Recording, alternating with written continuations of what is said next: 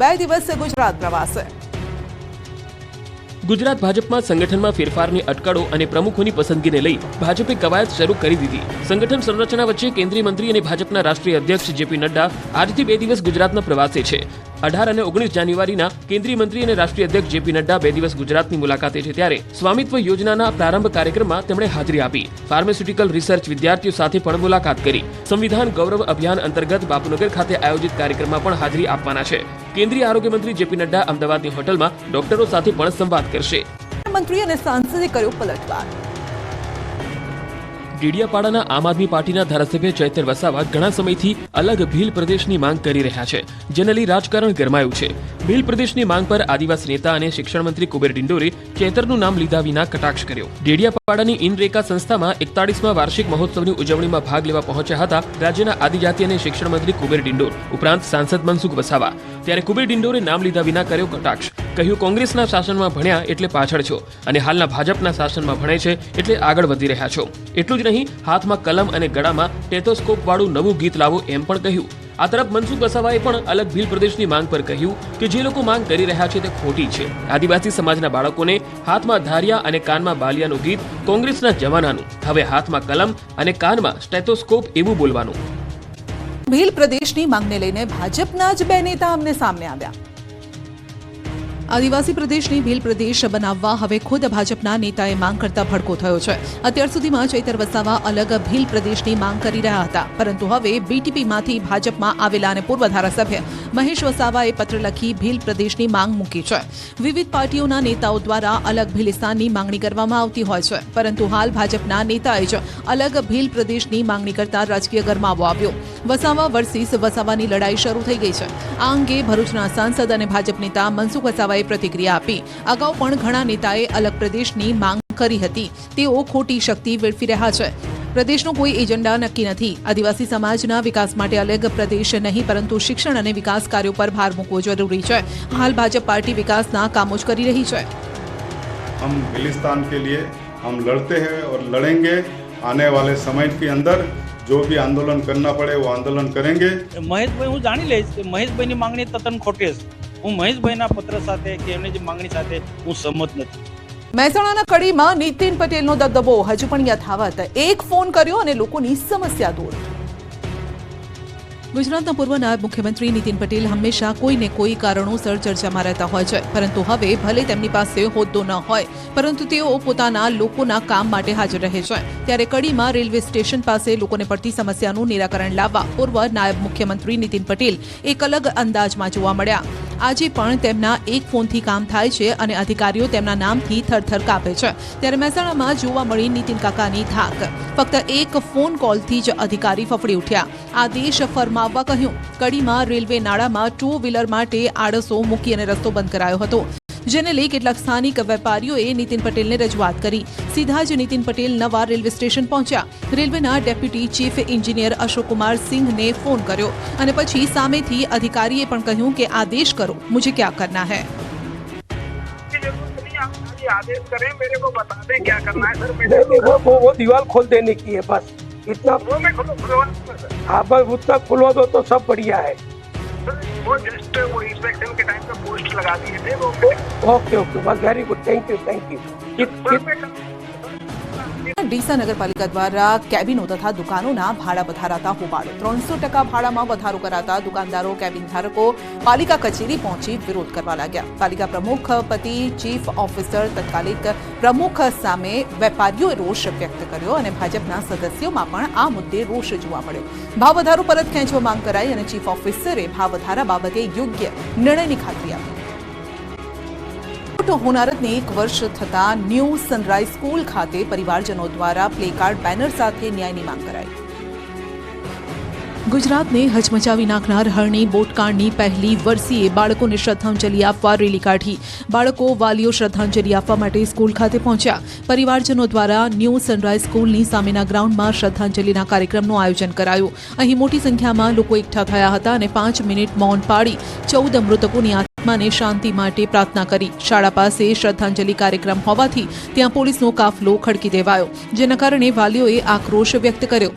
મૃત બાળકોના વાલીઓ પોલીસને જોઈને વધારે ભડક્યા. તેમણે બાળકોને શ્રદ્ધાંજલિ આપતું બેનર પણ સ્કૂલમાંથી ઉતારી લેવાની ફરજ પાડી. એ પછી બેનર પર ન્યૂ સનરાઈઝ સ્કૂલ લખેલો ભાગ પણ ફાડી નાખ્યો. વાલીઓએ સ્કૂલ કમ્પાઉન્ડની દિવાલ પર વિવિધ બેનર લગાવ્યા, પોતાનો આક્રોશ વ્યક્ત કર્યો. બીજી તરફ ન્યૂ સનરાઈઝ સ્કૂલના સંચાલકોએ શાળા ચાલુ રાખતા હોબાળો થયો. શાળાના ગેટ બહાર પોસ્ટર લગાવી શ્રદ્ધાંજલિનો ડોળ કરતા વાલીઓ અકળાયા. વાલીઓએ શ્રદ્ધાંજલિનું બેનર ઉતારી લીધું. અકળાયેલા વાલીઓએ બેનર ફાડી રોષ વ્યક્ત કર્યો. પેટ્રોલ બોમ્બ ફેંકનારાઓનું નીકળ્યું સરઘસ, પોલીસે પગે લગાડ્યા. જોઈ લો રાજકોટની ચાની કેટલી પર પેટ્રોલ બોમ્બ ફેંકનારાઓને. આ એ શખ્સો છે જેમણે રાજકોટના સૌરાષ્ટ્ર યુનિવર્સિટી રોડ નકડંગ ટી સ્ટોલ પર પેટ્રોલ બોમ્બ ફેંકીને દહેશત ફેલાવી હતી. હવે આ જ શખ્સો દોડી તો શું ચાલી પણ શકતા નથી. રાજકોટમાં 100 રૂપિયા માટે હોટલ પર પેટ્રોલ બોમ્બ ફેંકવા મામલે પોલીસે આરોપીની ધરપકડ કરી. અત્યાર સુધીમાં પોલીસે એક સગીર સહિત 3 આરોપીને પકડ્યા. યુનિવર્સિટી પોલીસે જયદેવ રામાવત અને કાયદાના સંઘર્ષમાં આવેલ કિશોરને ઝડપ્યો. ક્રાઇમ બ્રાન્ચે ચિરાગ બાવાજી નામના આરોપીને પકડ્યો.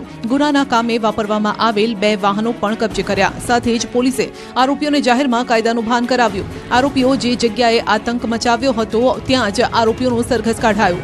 આરોપીઓની પરેડ કરવામાં આવતા લોકોના ટોળા એકત્રિત થયા. પોલીસે બરાબરનો પાઠ ભણાવતા આરોપીઓએ 2 હાથ જોડીને માફી માંગી. બીજી વાર આવું કૃત્ય ન કરવાની ખાતરી આપી. રાણીપમાં દબાણ દૂર કરવા ગયેલી ટીમ પર હુમલો. ગુજરાતમાં હાલ રાજ્યભરમાં ગેરકાયદેસર દબાણ દૂર કરવા માટેની કાર્યવાહી હાથ ધરવામાં આવી છે. અમદાવાદમાં જુહાપુરા જમાલપુર બાદ શનિવારે એએમસીની ટીમ અને ગુજરાત પોલીસ રાણીપ વિસ્તારમાં દબાણ દૂર કરવા પહોંચી હતી. જોકે ત્યાં દબાણ દૂર કરવા ગયેલી પોલીસ અને મનપાની ટીમ પર સ્થાનિકો દ્વારા હુમલો કરવામાં આવ્યો. અમદાવાદના રાણીપમાં રામજીભાઈ ખાડિયાની ચાલીમાં મનપાની ટીમ પર સ્થાનિક લોકો દ્વારા હુમલો કરવામાં આવ્યો હતો. દબાણ દૂર ન કરવા દેવાના પ્રયાસ રૂપે સ્થાનિકો દ્વારા પથ્થરમારો પણ કરવામાં આવ્યો. આ સિવાય પીએસઆઈનો કોલર પકડી મારી નાખવાની ધમકી આપી હતી. અન્ય પરિવારજનોએ આત્મહત્યાની પણ ધમકી આપી. પોલીસે 2 મહિલા સહિત 5 સામે ફરિયાદ નોંધી છે. વિકાસના નામે વિનાશ થઈ રહ્યો હોય તેવું અંબાજીના લોકોનું કહેવું છે. જે ઘર મકાનની વણઝાર જોઈ રહ્યા છો તે મકાનો ઉપર આગામી થોડા સમયમાં જ બેટ દ્વારકાની જેમ બુલડોઝર ફરી વળશે અને આ મકાનો વર્ષો જૂના દબાણવાળા હોવાનું મનાઈ રહ્યું છે. જેમાં 150 જેટલા મકાનમાંથી 89 મકાનો દૂર કરવા માટેની મહેસૂલ કાયદાની કલમ 61ની નોટિસ આપી દબાણ દૂર કરવા કહી દેવાયું છે. અંબાજી ગબ્બર વચ્ચે બનનાર શક્તિ કોરિડોર માટે આ મકાનો હટાવવા માટેની તજવીજ હાથ ધરાઈ રહી છે. અને છેલ્લે આસ્થાનો સહારો લઈ માલધારી સમાજના લોકોએ માતાજીને ધજા સ્વરૂપે પોતાની ફરિયાદ અને આવેદન પત્ર લઈ અંબાજી મંદિરે પહોંચી માતાજીને અર્પણ કર્યું છે. હટાવ્યું તે જમીન વક્ફ બોર્ડની હોવાનું ટ્રસ્ટનો દાવો.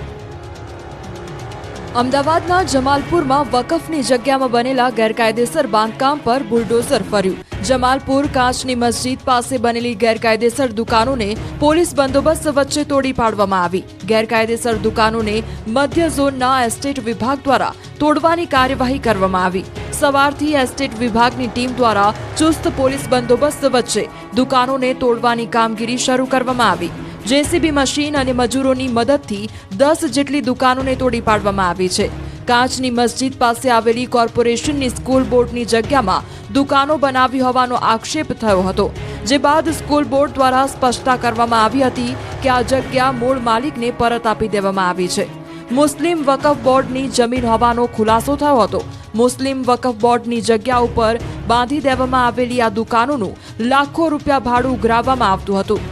તો અમદાવાદના જમાલપુરમાં દબાણ દૂર કરવાની કામગીરી સમયે ડિમોલેશન કરાયેલ જગ્યા વકફ બોર્ડની હોવાનો ટ્રસ્ટનો દાવો કરાયો. કાચની મસ્જિદના ટ્રસ્ટી સલીમ ખાન પઠાણે કર્યો દાવો. જે જગ્યાનું બાંધકામ તોડાયું તે મસ્જિદ ટ્રસ્ટની જગ્યા છે.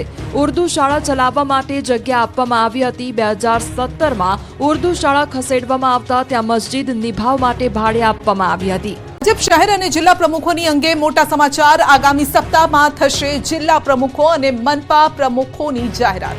33 જિલ્લા પ્રમુખો અને 8 મનપા પ્રમુખોની જાહેરાત થશે. સંભવિત નામો જાહેરાત અંગે થયો હતો વિલંબ અને જૂના પ્રમુખ રિપીટ કરવા કે નવી નિમણૂક કરવી તે મુદ્દે થયું હતું મનોમંથન.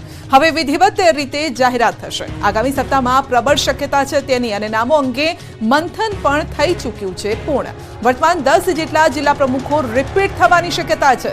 જિલ્લા પ્રમુખો ધારાસભ્યો અને સાંસદ સભ્ય સાથે લઈને ભાજપાની વિચારધારાને વળગે તે મુદ્દો અગત્યનો રહેશે. અગાઉ 10મીએ યાદી જાહેર થવાની હતી ને હવે આગામી સપ્તાહમાં જાહેરાત થવાની શક્યતા છે. તો સ્થાનિક સ્વરાજની ચૂંટણીને લઈને મોટા સમાચાર છે. આવતા અઠવાડિયામાં જાહેર થઈ શકે છે ચૂંટણી. સૂત્રો તરફથી આ માહિતી મળી રહી છે. બજેટ સત્ર શરૂ થાય તે પહેલા ચૂંટણી પ્રક્રિયા પૂર્ણ થવાની શક્યતા છે. ખેડા જિલ્લા પંચાયત, જૂનાગઢ મહાનગરપાલિકા સામાન્ય ચૂંટણી યોજાશે. 73 નગરપાલિકાઓની સામાન્ય અને પેટા ચૂંટણીઓ પણ જાહેર થશે. ખ્યાતિકાંડનો મુખ્ય આરોપી કાર્તિક પટેલ 65 દિવસે ઝડપાયો. ખ્યાતિકાંડ થતા ન્યૂઝીલેન્ડથી દુબઈ ભાગી 2 મહિના હોટેલમાં રહ્યો. અમદાવાદ ખ્યાતિકાંડમાં છેલ્લા 65 દિવસથી ભાગતો મુખ્ય આરોપી અને હોસ્પિટલનો ડાયરેક્ટર કાર્તિક પટેલની અંતે અમદાવાદ એરપોર્ટ પરથી ક્રાઇમ બ્રાન્ચે ધરપકડ કરી. આ કેસમાં ક્રાઇમ બ્રાન્ચે તબક્કાવાર 8 આરોપીઓને ઝડપી પાડ્યા હતા. આ કેસમાં 9મો આરોપી કાર્તિક પટેલ જ ફરાર હતો, જે એક દેશથી બીજા દેશમાં ભાગતો ફરતો હતો. બીમાર પત્નીની સારવાર માટે કાર્તિક પટેલ 3 નવેમ્બરે અમદાવાદથી ઓસ્ટ્રેલિયા ગયો હતો અને 11 નવેમ્બરે ન્યૂઝીલેન્ડ ગયો અને 12 નવેમ્બરે ખ્યાતિકાંડ થતા તે દુબઈ ભાગ્યો હતો, જ્યાં તે 2 મહિના હોટલમાં રોકાયો હતો. પરંતુ પત્નીની તબિયત બગડતા તે દુબઈથી પાછો ફર્યો અને ક્રાઇમ બ્રાન્ચે દબોચી લીધો. આરોપીની પ્રાથમિક પૂછપરછ દરમિયાન જાણવા મળ્યું કે કાર્તિક પટેલના માર્ગદર્શન હેઠળ જ ગામે ગામ કેમ્પ કરવામાં આવતા હતા, દર્દીઓને શોધવામાં આવતા હતા. પીએમજે યોજના સહિતના વ્યવહારો અંગે ક્રાઇમ બ્રાન્ચ તપાસ કરી રહી છે. 33 બેંક એકાઉન્ટની ફોરેન્સિક તપાસ ચાલી રહી છે. કાર્તિક 142 આંબલી બોપલ રોડ ખાતેની ઓફિસે તથા હોસ્પિટલ ખાતે હોસ્પિટલના ડાયરેક્ટર્સ તથા મેનેજમેન્ટની મીટિંગો લેતો હતો. કાર્તિક પટેલ તેમની બીજી ફર્મમાંથી ખ્યાતિ હોસ્પિટલમાં અનસિક્યોર્ડ લોન આપી હોસ્પિટલમાં પોતાનું રોકાણ વધારતો હતો. નરોડા ગેલેક્સી 4 રસ્તા પાસે ગાયત્રી બિલ્ડર દ્વારા નિર્માણ થઈ રહેલ નવા બિલ્ડિંગમાં નવી મલ્ટી સ્પેશિયાલિટી હોસ્પિટલ બનાવવાનો પ્લાન હતો, જે બિલ્ડિંગ ભાડા પેટે મેળવવા બિલ્ડર સાથે એગ્રીમેન્ટ કરાર કરવામાં આવ્યો હતો. પરંતુ બિલ્ડરનું કામ પૂરું થયું ન હોવાથી તેમજ વીયુ પરમિશન આવેલ ન હોવાથી કોઈ લીગલ ડોક્યુમેન્ટની કાર્યવાહી કરવામાં આવી નહોતી. પોતાને કોરોના થયો તે વખતે કોઈ હોસ્પિટલમાં એડમિટ થવા જગ્યા ન મળતા પોતે હોસ્પિટલ બનાવવાનું નક્કી કર્યું હતું.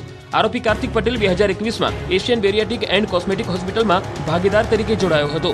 કાર્તિક પટેલ ખ્યાતિ હોસ્પિટલના ચેરમેન છે. હોસ્પિટલના તમામ નાણાકીય વ્યવહાર કાર્તિક પટેલની એકલાની સહીથી જ થતા હતા.